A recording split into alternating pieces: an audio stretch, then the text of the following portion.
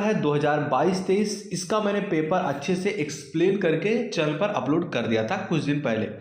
अब यहाँ पर क्वेश्चन उठता है कि ये जो पेपर है बहुत लोगों ने देखा और इस पर इसका आंसर वाली वीडियो का डिमांड किया, तो आज की इस वीडियो में हम इसका आंसर कवर करने वाले हैं।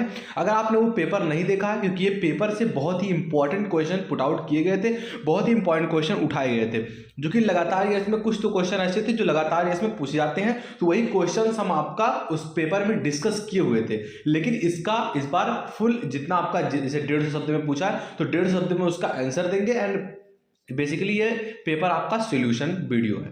तो आइए शुरू करते हैं। आपको पता होगा कि जो आपका पेपर है ये 2 पार्ट में डिवाइड होता है। पहले पार्ट में से जो आपका सेक्शन ए होता है, बेसिकली इसको सेक्शन ए आप कह सकते हैं। इसमें पहला क्वेश्चन होता है 100 वर्ड में लिखना होता है, 5 क्वेश्चन होते हैं, 3 नंबर आपको एक क्वेश्चन के लिए मिलते हैं, यानी कि पहला जो आपका 15 नंबर का एंड सेकंड जो आपका हाफ रहेगा उसमें टोटल 8 क्वेश्चन होंगे, 4 करने होंगे आपको और जो है 800 वर्ड में इसको करना होता है और सभी क्वेश्चन के लिए मार्क ऑलरेडी डिसाइड है। तो आइए बढ़ते हैं हम अपने पहले क्वेश्चन की ओर। इसमें टोटल 5 क्वेश्चन होंगे, एक क्वेश्चन के लिए आपको 3 नंबर दिए जाएंगे और इसका आपको 100 वर्ड में लिखना है, यानी कि बेसिकली शॉर्ट फॉर्म में आपका एग्जैक्ट आंसर इसमें देना होगा।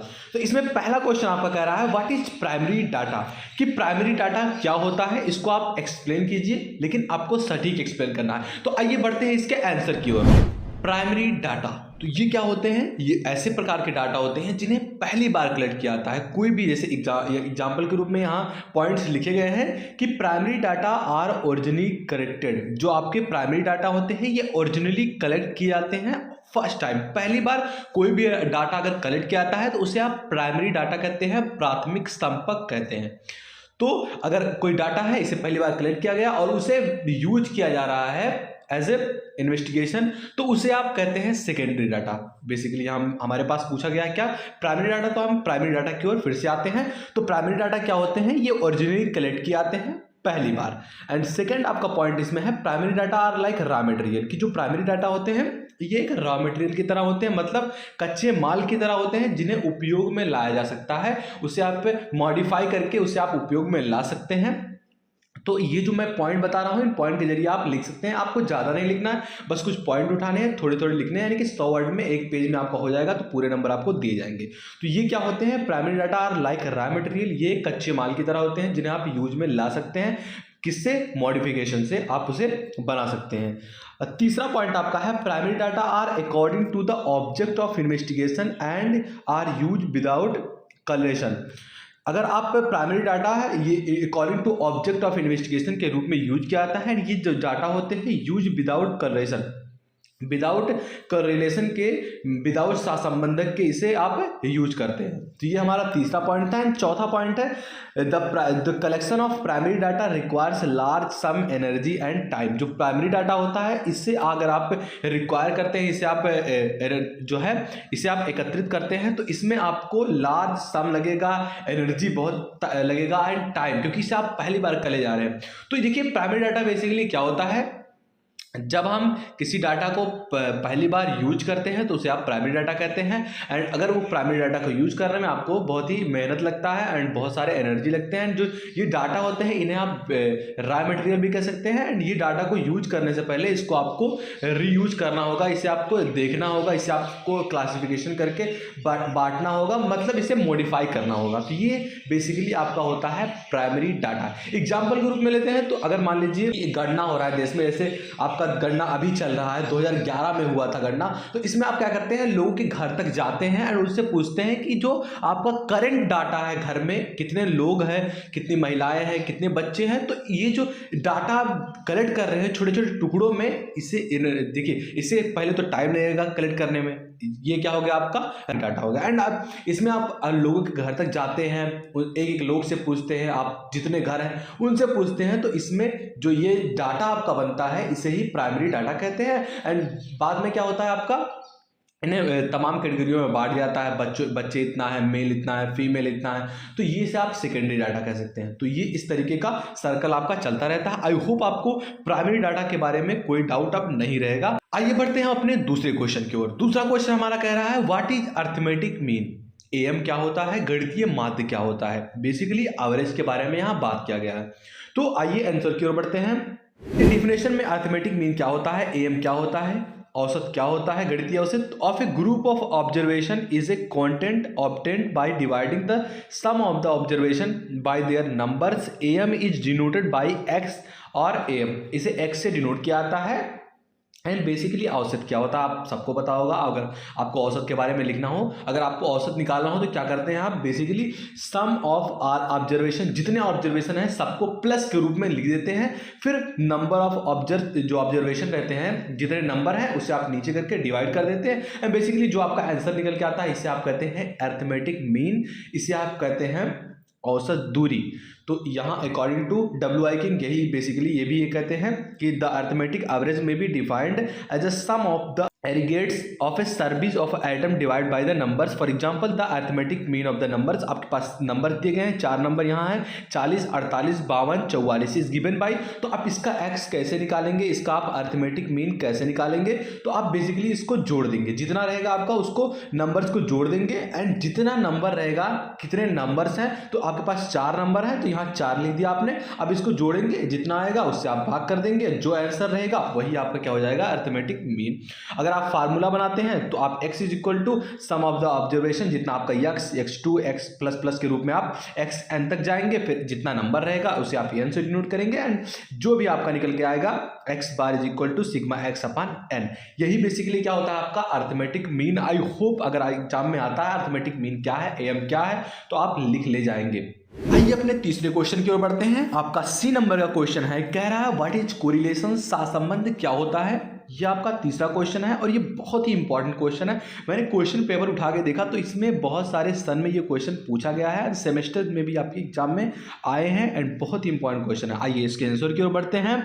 मीनिंग ऑफ कोरिलेशन, कोरिलेशन का मतलब क्या होता है। Correlation the word is derived from correlation.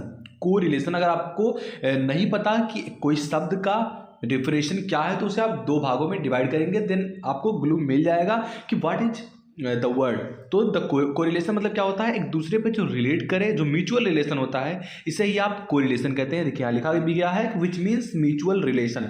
अगर 2 इंफॉर्मेशन आपस में म्यूचुअल है then the information is called correlation. अब देखिए correlation is an indicator of it gives information about the inter relationship between 2 features. अगर कोई डाटा 2 फीचर्स के बारे में इंटर रिलेशनशिप का इंफॉर्मेशन दे रहा है आपको, then the indicator is called correlation.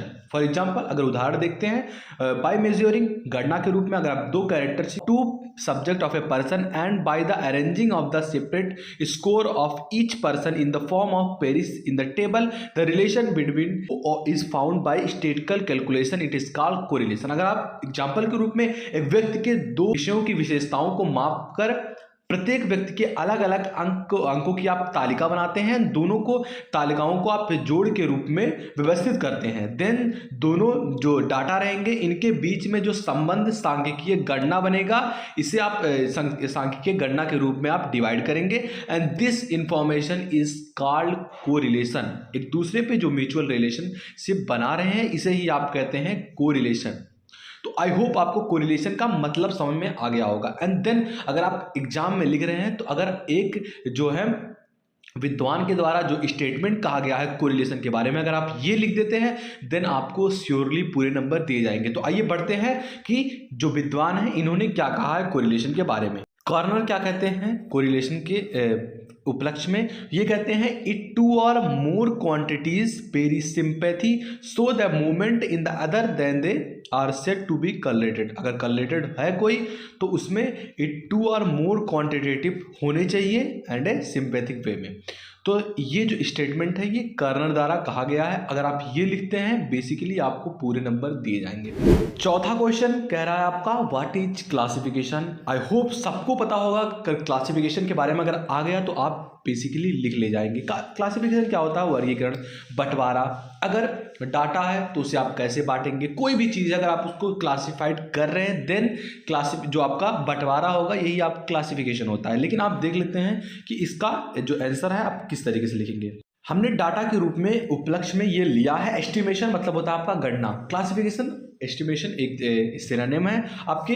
तो इसमें से अगर आप कोई भी डाटा है, एग्जाम्पल के रूप में हम डाटा को ले रहे हैं क्योंकि आप स्टेटिक्स पढ़ रहे हैं, देन आप वो वाला क्लासिफिकेशन नहीं लिखेंगे जो कि 9th-10th के लिए होता है। आप क्लासिफिकेशन में डाटा का क्लासिफिकेशन एग्जाम्पल थ्रू लेंगे। देन क्लासिफिकेशन क्या होता है? एक क्लासिफिकेशन आपका होता है, बंटवारा क्या होता है? आप बाय कैलकुलेशन, आप कैलकुलेशन के रूप में एस्टिमेट कर रहे हैं, गणना कर रहे हैं, आप बांट रहे हैं आंकड़ों को। तो कैलकुलेशन देखिए, the data can be collected by calculation only when the area been restricted is limited as it can not be computed over a wide area. अगर आप कोई एरिया है और वो सीमित है तो उसे आप वर्गीकृत कर ले जाएंगे, उसे आप बांट ले जाएंगे, उसे आप गणना के ले जाएंगे, क्योंकि आपके पास एरिया छोटा है तो उसे आप कैलकुलेशन के द्वारा आप वर्गीकृत कर सकते हैं। लेकिन बात आती है अगर बहुत ही बड़ा एरिया, जैसे मान लीजिए अमेजन का जंगल है, देन उसे आप एस्टिमेट नहीं कर सकते क्योंकि जो आपका सटीक एस्टिमेशन होता है वो आप वहाँ नहीं कर सकते। देन आप क्या लगाएंगे? प्रोबेबिलिटीज लगाएंगे। आप एस्टिमेट करेंगे अपने मन में, उसको आप सोचेंगे कि कहाँ से कहाँ तक क्या है, उसके रूप में आप चीज़ों को, आंकड़ों को आप डिफाइड करेंगे।